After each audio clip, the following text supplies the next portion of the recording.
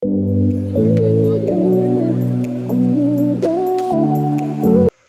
Guys, welcome to my new blog. आप सबको जय श्री राम। तो शुरू करते हैं आज का ब्लॉग। सबसे पहले कान्हा जी के दर्शन कीजिए और उनको राधे राधे बोल दीजिए। और मेरे कान्हा जी ने अपना दूध वगैरह पी के नाश्ता वास्ता कर लिया इन्होंने अपना। और ये यहाँ पर सोफे पर खेल रहे हैं। थोड़ा बहुत ये जब तक खेलते हैं तो मैं अपना कुछ काम निपटा लेती हूँ। तो मैंने लगा दी है वॉशिंग मशीन। ये देखिए कपड़े वगैरह पड़े हैं इधर। एक ढेर तो मैंने धो के सुखा दिया है इधर स्टैंड पे। और ये मशीन चल रही है। अभी इसमें 27 मिनट बाकी है अगले ढेर धोने के लिए। तो ये धुल जाएगा तभी मैं सुखा दूंगी। और ये मशीन चालू है तब तक। चलिए आगे चलते हैं। ये तो बोरियां निकाली मैंने बेड से।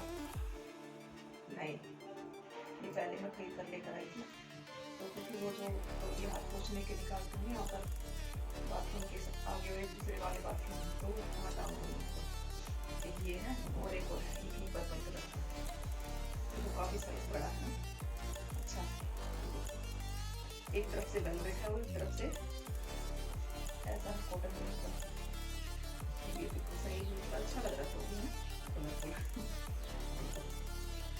अभी निकाल देती हूँ। अब ऑरेंज वाला तौलिया जो है मैं पहले बाथरूम के आगे सामने मैंने स्टैंड लगवा रखा, बिल्कुल उस पर टांग दिया। और ये जो पर्पल वाला तौलिया ये अंदर वाले मास्टर बेडरूम वाला जो बाथरूम है उसके अंदर मैंने टांग दिया है। देखो यहाँ आसानी से मुंह वगैरह पोंछ लेंगे इससे। तो ये देखो तौलिया टांग दिया मैंने। कैसे लगे कमेंट में बताना। तौलिए अब आज नए हैं ना तो थोड़ा चमकदार अच्छे ही लग रहे हैं। तो अब मैं आ गई हूँ किचन में और मुझे पंखा साफ़ करना। किचन की बालकनी में बैठ के मैं करूँगी इसे। तो पहले मैं इसे ब्रश से झाड़ देती हूँ अच्छी तरह सारी पंखे को। इसका सारा रेत मोटा मोटा जो है वो सब झड़ जाएगा। अब टिश्यू पेपर लिए है मैंने। इससे मैं सारा इस पंखे के अंदर जो बारीक कण रह गए हैं उन सबको पोंछ दूँगी।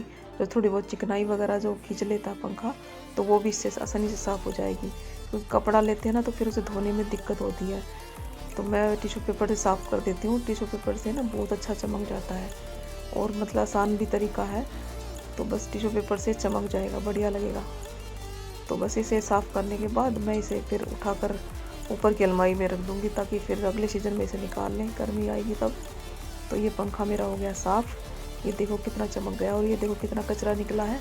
वही सब सारा उठाकर डस्टबिन में डाल दूँगी। तो पंखा तो साफ़ हो गया। अब आ गई हूँ मैं बेडरूम में। इधर मैं अलमारी से अपने कुछ गर्मियों के कपड़े बाहर निकाल रही हूँ जो कि मुझे अब इस सीज़न में अभी पहनने नहीं है। तो ये जब से गर्मी आएगी तभी निकाल लूँगी वापस। तो अभी निकाल के इनको बेड में रख दूँगी और जो सर्दियों के कपड़े हैं वो उठाकर ले आऊँगी और उसे वापस अलमारी में इधर लगा दूँगी। तो ये मैंने सब कपड़े जो है निकाल दिए हैं। छोटे मोटे स्टॉल तो मैंने बाहर निकाली थे पहले क्योंकि थोड़ी ठंड शुरू हो गई थी। लेकिन अब पूरे कपड़े जो है ना मैंने निकाले नहीं थे। अब नवंबर का आधा महीना पूरा हो गया, अभी ठंड तो लगनी शुरू हो गई है।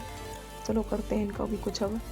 तो ये सारे कपड़े बेड पे रख दिए हैं मैंने और अब चलते हैं सर्दियों के कपड़े और निकाल लेते हैं उनको दूसरे बेड पे दूसरे कमरे में वही निकाल लेते हैं उनको। इस ऑरेंज बैग से ना मैं सारे कपड़े सर्दियों के निकाल रही हूँ क्योंकि ये कपड़े मैंने पिछले सीजन में रख लिए थे और अब इनको बाहर निकालना होगा। इस बैग में ना काफ़ी कपड़े आ जाते हैं और फिर मैं इस पर ऐसा करती हूँ। ये बैग से जो है सर्दियों के कपड़े निकालने के बाद इसमें गर्मियों के कपड़े रख दूँगी और वापस फिर इसे बेड में फिट कर दूँगी। ये बैग बड़ा काम का है इसमें देखो कितने सारे।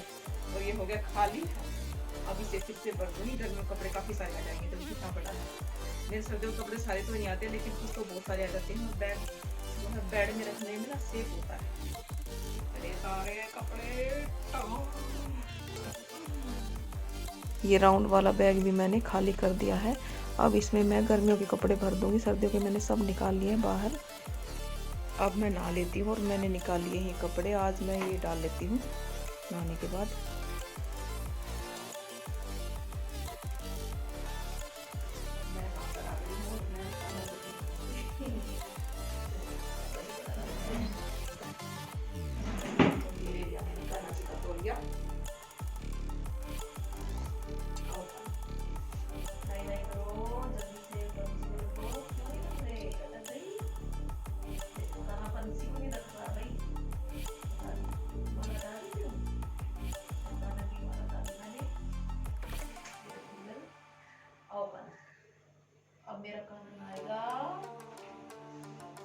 नहीं करेगा, हाई नहीं करेगा।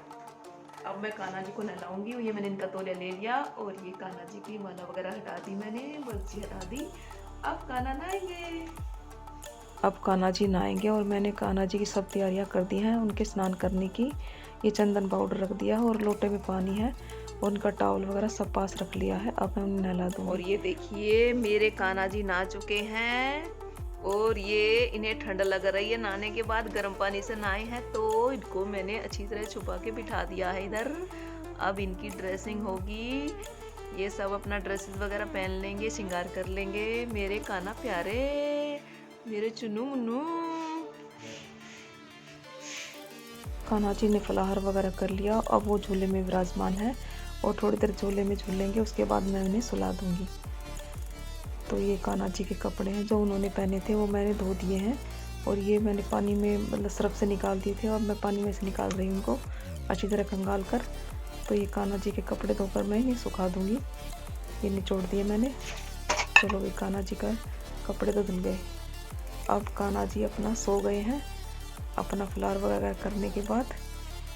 तो कान्हा जी जब तक सोते हैं फिर हम अपना और काम निपटा लेते हैं। बस यही है कि कान्हा जी का काम एक थोड़ा सा जिम्मेवारी का तो होता ही है। उनको वो सो जाने के बाद मैं थोड़ी सी रिलैक्स महसूस करती हूँ। तो ये अब मैं कपड़े जो मैंने मशीन लगा रखी है, बीच बीच में कपड़े भी संभालने होते हैं, तो 2 राउंड तो मशीन के पूरे हो गए। अब तीसरे राउंड के कपड़े मैं ले आई हूँ यहाँ पर डालने के लिए। कम से कम 4 राउंड हो जाएंगे आज मेरे, तो ये कपड़े भी धुल जाएंगे। बस काम तो साथ साथ होता ही रहता है, पूरा दिन कुछ ना कुछ चलता ही है। कभी मन में दिमाग में आ जाता है कि आज ये काम करना है, आज ये काम करना है, तो बस ये है कि घर का काम सारा हो जाता है अपना, धीरे धीरे करके मैं सब कर लेती हूँ। तो कपड़े वैसे थोड़े ज़्यादा ही हैं, बस धो दूँगी, पर लाइट रह जाएगी तो सीधा अपना धुल जाएंगे टाइम से। और ये हवा चल रही है, आज जल्दी ही कपड़े सूख जाएंगे सारे। मौसम में ये है कि नमी तो है नहीं, तो दिन भर मतलब खुला खुला मौसम है तो उसमें सूख जाते हैं कपड़े अच्छे से। थोड़ी तेज़ हवा चल रही है, चिमटी वगैरह लगा के और यहाँ पर अपना सुखा देती हूँ कपड़े सारे। चलो अब अंदर चलते हैं। पर्दे वगैरह ठीक कर देती हूँ, थोड़ा साइड में हो गए थे। इसका ये जो बीच में लगा रखा लटकन, ये प्यारा लगता है, तो ये सेंटर में ही अच्छा लगता है।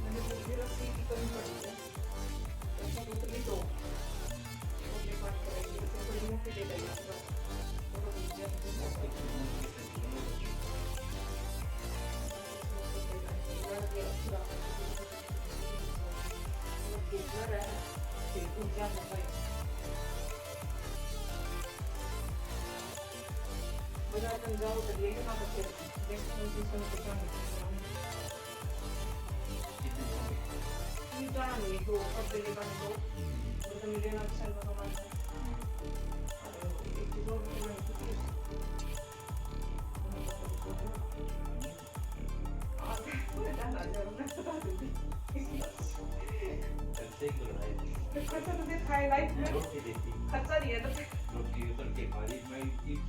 के पनीर के पराठे कम है, इतने अभी हम एक दिन भर वैसे कुछ मत खाओ, 3 पराठे रखे हैं। देखिए मैंने खीरा काट के रख दिया है, मैं खीरे का रायता बनाऊंगी। इसमें थोड़ी सी हरी मिर्च गिरूंगी।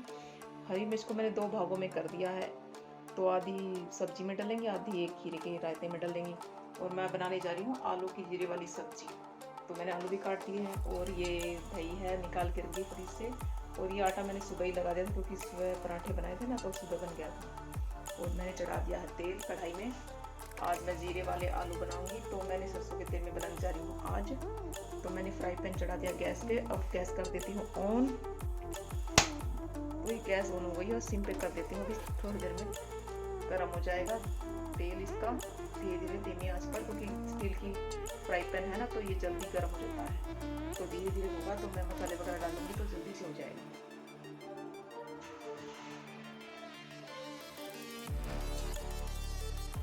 और मेरी सब्जी चल गई सारी जल्दी जल्दी। आज तो सारा सत्यानाश हो गया। ये क्यों हो गया? सब्जी जल्दी देखो, पास से देखो, सारी फुगगी कति काली हो गया, खाने होकर नहीं रही बिल्कुल भी।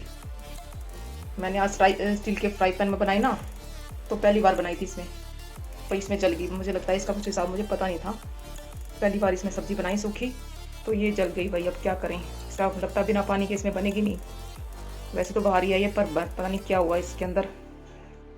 आज सब्ज़ी तो जल गई है, तो मुझे आज रायते के साथ ही रोटी जो है कान्हा जी को खिलानी होगी और ख़ुद भी खानी होगी। तो मैंने कान्हा जी की प्लेट लगा दी है, उसमें थोड़ा अचार रख दिया है और ये खीरे का रायता और रोटी और गुड़ है। तो चलो आज इसी का भोग लगा देते हैं कान्हा जी को और यही खा लेंगे आज। तो चलो कोई बात नहीं भाई, जो जैसे आज कान्हा जी को जैसी इच्छा वैसे ही करना होगा। तो कान्हा जी ने अपना भोग ग्रहण कर लिया है, उन्होंने अपने सारे जो है रोटी खा ली है। अब कान्हा जी खा लेंगे तो बस उसके बाद मैं भी खा लूँगी। तो कान्हा जी तो मेरे बड़े सिंपल सीधे हैं, वो जो मैं उनको प्यार से बना के खिलाती हूँ वो प्यार से ही खा लेते हैं। खाना पीना तो हो गया, चलो एक काम और कर लेती हूँ। अब मैं आपको बताती हूँ कि मैं क्या काम कर रही हूँ। मैंने जो है ये विम की जो पहले खाली बोतलें हैं वो मैंने 6 बोतलें निकाल ली हैं, और ये जो भरी हुई बोतल विम की आई है इसका थोड़ा थोड़ा लिक्विड मैं सारी बोतलों में डालकर रख देती हूँ, और डालने के बाद ऊपर से बाकी पानी भर देती हूँ। तो इससे ये है कि ज़्यादा विम ख़राब नहीं होता और जो है मतलब सही चल जाता है, वरना गाढ़ा गाढ़ा लेंगे तो ज़्यादा लगेगा और वो वेस्ट ज़्यादा होता है, सारा झाग ही झाग हो जाता है सिंक में और काफ़ी पानी भी वेस्ट होता है। तो इससे है ना पानी की बचत होती है। और ये मैं डाल के 5-6 बोतल बना के ऐसे रख देती हूँ, और ये कम से कम मेरा 15 दिन से ऊपर चल जाता है, 25 दिन तो आराम से चल जाता है। तो ये मेरे हाथ से मैं यूज़ करूँ तो पूरा 1 महीना चल जाता है, लेकिन जैसे घर में काम वाली आती है ना तो हो सकता है उसके हाथ से कुछ अलग हो, तो बस मैं चला लेती हूँ। पर इससे ये है कि बचत तो होती ही है, और ज़्यादा जो है बर्तनों पे इतना तेज़ विम भी नहीं लगता कि वो आसानी से उतर भी जाता है और बर्तन साफ़ हो ही जाते हैं आराम से। तो ये मैं लिक्विड बना के और पहले ही रख लेती हूँ सारा। तो ये मैंने सारी बोतलें भर के रख दी हुई, इन्हें धो धा के बाहर से और इनके कैप लगा के, और ये इनको स्टोर करके अंदर नीचे रख दूँगी कबर्ड में। तो ये होगी है मेरी 6 बोतलें तैयार। तो अब मैं इन्हें यहाँ रख देती हूँ नीचे, और ये एक एक करके बोतलें जब ख़त्म होती ना यूज़ करती रहती हूँ और चल जाता है काम। मेरा विम को इस प्रकार यूज़ करने का तरीका आपको कैसा लगा प्लीज़ कमेंट में बताइए। और अब ब्लॉग को एंड करने का वक्त आ गया है, और आप सबको राधे राधे, जय Shriman Narayan. Comment, share और लाइक कीजिए, और मंजू गहलोत भैया को इजाज़त दीजिए। Bye bye.